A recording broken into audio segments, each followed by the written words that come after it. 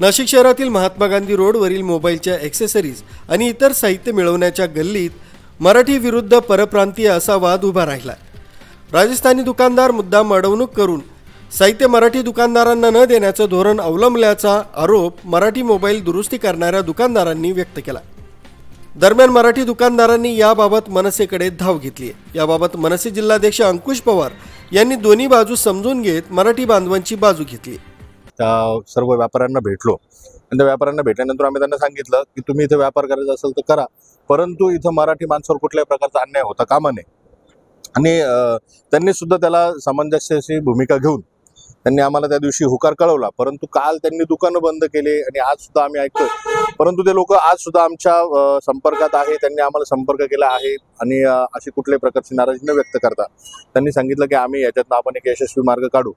महाराष्ट्र नवनिर्माण सेनेची भूमिकाच विचाराल तर महाराष्ट्र नवनिर्माण सेनेची भूमिका नेहमीच ही मराठी माणसाच्या हितासाठी राहिलेली आहे आणि निश्चित येणाऱ्या काळामध्ये मराठी माणसाला कुठल्याही प्रकारचा त्रास झाला तर महाराष्ट्र नवनिर्माण सेनेच्या पद्धतीने एक मोठं आंदोलन उभं करेल।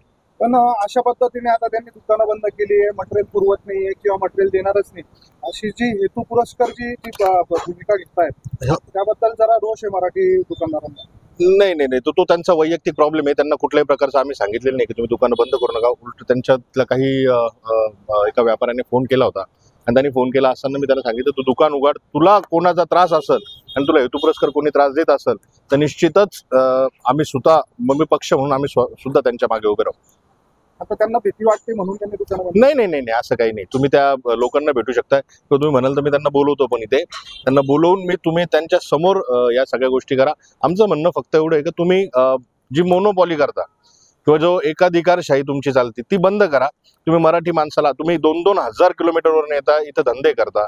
महाराष्ट्र नवनिर्माण सेना कधीही तुम्हाला किंवा मराठी माणूस कधीही तुम्हाला कुठल्या गोष्टीसाठी रोखत नाही, पण तुम्ही त्याचा अतिरेक का करताय? कशासाठी करायचा तो अतिरेक? मराठी माणसाने पोट भरायचं नाही का?